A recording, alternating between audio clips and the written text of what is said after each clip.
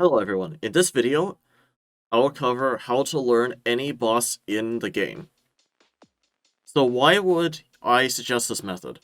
First of all, I use this method when learning new bosses to this day. And the reason I like to use this method is actually it makes a boss that may be very complex and it breaks it down into much smaller pieces, and I can formulate a plan on how to do the boss that I believe I can actually implement. Now, if you're more competent than me or less competent than me at bossing, that's fine. You're perfectly fine to adjust this plan a little bit to a way that suits you. But in this video, I will cover the general idea of what we do. My method is an 8-step process. You don't actually necessarily have to do this on a piece of paper or something, but I have sometimes decided to learn some of these bosses on a piece of paper this way. So, we start off by learning about the mechanics. Then, we figure out what mechanics we can eat through. Then we figure out what the minimum would be to do other mechanics. Then we figure out the easiest DPS rotation to do. Then we practice the boss and make adjustments to that plan until we get some consistent kills.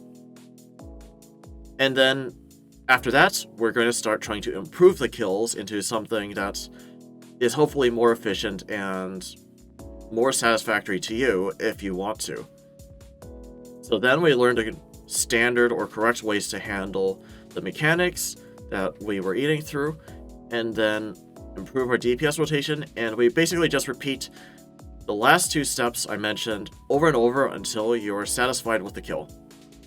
So on the first step, we learn about the mechanics.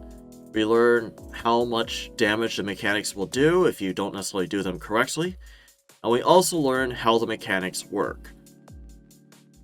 Once you have learned about the mechanics, now you figure out what mechanics you can eat through. Now, you don't just do this with all mechanics. Some mechanics are far too dangerous to do this with. So, you figure out what mechanics do, in my guess, up to 5,000 damage at worst. Next, you see if there's any other effects that might be a problem if you don't deal with this mechanic correctly. Next, you figure out how frequent the mechanics are. And if a mechanic is very, very frequent, you're going to need to come up with a plan on actually dealing with the mechanic, as this mechanic will take away far too much food to actually get you a kill. For all the other mechanics that you don't eat through, then you just find the simplest way to deal with the mechanic. It does not have to be the correct way to do the mechanic. It just has to be the way that gets through the mechanic without you taking too much damage, and is the easiest way for you to implement it. Next, you find a DPS rotation that you can easily implement. If you need to, it is perfectly reasonable to use a Revolution ++ rotation, and let Revolution completely manage all your abilities for you while you only learn the boss mechanics at this time. On step 5, you just do some practice. You figure out if there's any adjustments you need to make with the plan you made on step 1 through 4, and just practice until you reliably start getting kills.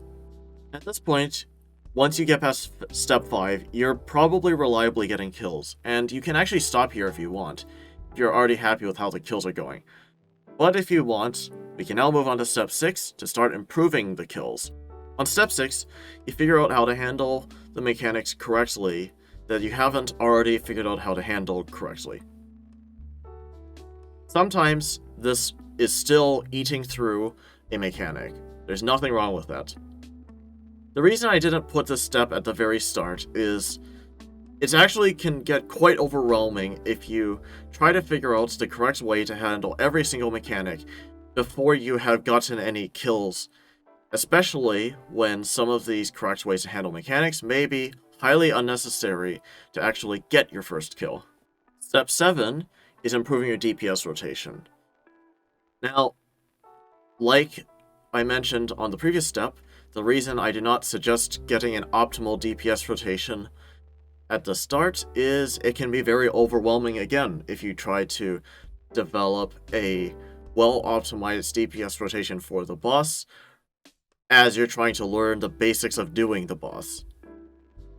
Important to note that you don't have to have a good DPS rotation to kill the vast majority of bosses, as most of them you can generally take a very, very long time to kill and still reliably get kills, as long as you handle mechanics reasonably okay.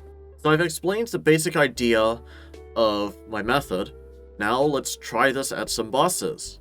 The bosses we'll apply this method to learning in this video are the Ambassador in the solo encounter and VINDICTA. So let's start by learning the mechanics about VINDICTA and Ambassador. Before we start, I'm not actually making a guide on how to do VINDICTA or Ambassador in this video. So don't actually take this as a guide on how to do these bosses specifically. This is just me demonstrating the process of using this method. Let's start with VINDICTA. VINDICTA has 4 mechanics to worry about. The auto attacks, which hit up to 2000 damage melee unprotected. Fire spawns, which hit rapidly up to 1000 every tick. Range hits, which hit up to 4000, also unprotected, and then flying, which doesn't do any damage. Now, Solo Ambassador is a far more complex boss. He has auto attacks, which can do up to 2000 damage unprotected. The magic melee auto attack, which can do up to 4000 damage unprotected. Smoke placement, which can place a smoke that does up to 2000 typeless damage unprotected. Black holes, which can do up to 8000 damage.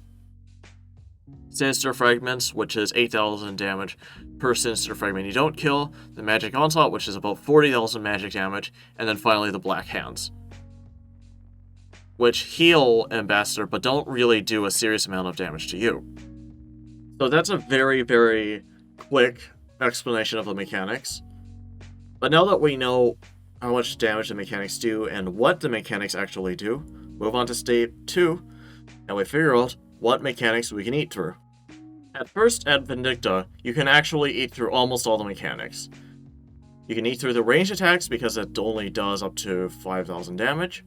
It doesn't even hit that hard most of the time. Auto attacks you can eat through, although you probably should pray melee. And then the flying mechanic doesn't do any damage, so you don't have to worry about that. The Solo Ambassador is actually a lot more difficult. However, there are still some mechanics you can eat through. You can eat through the normal auto attacks, which are ranged. You can generally pray ranged to defend against this too. The magic auto attack, you don't have to switch to praying magic. You can also just eat through this as well. And then, if you have a power burst of vitality, you can also eat through the black holes. Some people also just eat through the black holes naturally and keep their health above 8000. They have figured out what mechanics you can eat through. Now let's figure out the mechanics that you have to deal with to some degree correctly. For VINDICTA, there's only one mechanic that is dangerous and that you cannot eat through, and it's the fire spawns. What you should do is when you see the fire spawn, you step outside of the line of fire. No pun intended. There's 5 mechanics that we need to deal with correctly with Solo Ambassador. The smoke placement, the black holes, the sinister fragments, the magic onslaught, and the black hands. For the smoke placement, we're going to wait until the smoke has been out for 1 second and move out of the smoke. For the black holes, we'll either stun the black holes or we'll drink the power burst of vitality and tank it. For the sinister fragments, we're going to kill as many as possible, and then we're going to use some defensive abilities to defend against it. I'm not going to go into detail about this because this is not a Solo Ambassador guide. We have the magic onslaught, so we're either going to pray magic and devotion or use barricade. We have the black hands, and all we are going to do is stand between the black hand that is firing out smoke and Ambassador. On step 4, all we're going to do is create a very simple DPS rotation that takes as little attention as possible. For either of these, if you want, you can make a full Revel ++ rotation that manages all your ultimates, basics, and threshold abilities. However, this may be a little bit dangerous for the Ambassador, as you may need adrenaline later on in the kill. We will worry about that later, though. On step 5, we are going to practice this boss. On either of them, just make any adjustments you need. If you feel comfortable doing more than what I mentioned in the previous part of the video, then feel free to do so. Just make adjustments to reliably get kills. These do not have to be clean, fast kills, they just have to be kills. And they have to work most of the time. If you're already happy with getting kills like this and you don't feel like improving, there's nothing wrong with that. But if you want to continue improving, now we move on to step 6, which is learn how to deal with all the mechanics in the proper way, or at least in a superior way to how you're dealing with some of them. So with VINDICTA, we already don't really have a lot of things we could improve that much for the mechanics. We can start resistancing, I guess, every other ranged hit, or you could switch to protect range for the other ranged hits. There's probably more you can do, but that's what I can think of for this video. For the Ambassador, we will try to start resonancing some magic attacks if we can. We'll place the smoke using Bladed Dive or Escape to minimize the time we take to deal with that mechanic. We'll stun or Power Burst of Vitality black holes if we want to change how we deal with that. For the Magic Onslaught, we're going to not only just use Barricade or Devotion, we'll use Pray Magic and Devotion as normal because that's the best way, and then we can use Pray Magic and Reflect and Debilitate, or Pray Magic, Power Burst of Vitality, and Debilitate. Now for step 7, we improve our DPS rotation around the mechanics of the boss. If you're using a Revolution ++ rotation, for example, then you may want to consider using a normal Revolution rotation, and you're going to want to start thinking about when you can use your ultimate abilities that do DPS around certain mechanics, and yeah, basically just figure out how to do more damage to the boss more quickly.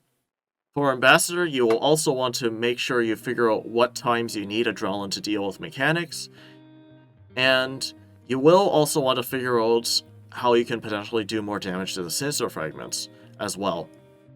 And step 8 is make adjustments and practice the boss until you are happy with how your kills are going. There's not much more to it than that, but this should conclude the process. If you're at this point, you should be reliably able to get kills. However, it is okay to do some risky things if you want to try to significantly speed them up. So here are some final notes. Basically, easier bosses, there's more mechanics you can eat through and otherwise ignore. Harder bosses, there is somewhat less you can eat through, but there are still some mechanics that you can somewhat eat through. And then very hard bosses, and to be honest, there's not a lot of these. The only one I would say that is truly this way is High Enraged Telos or High Enraged Archglacier. There's nothing to eat through.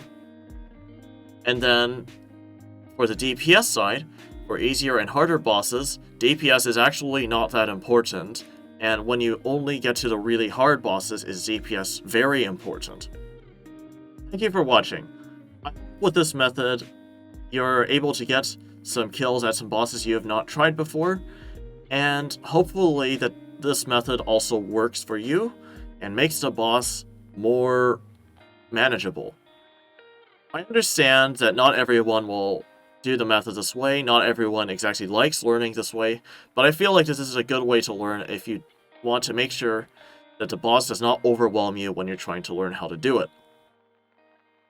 If you did enjoy the video though, please do drop a like on the video, and please do subscribe to the channel.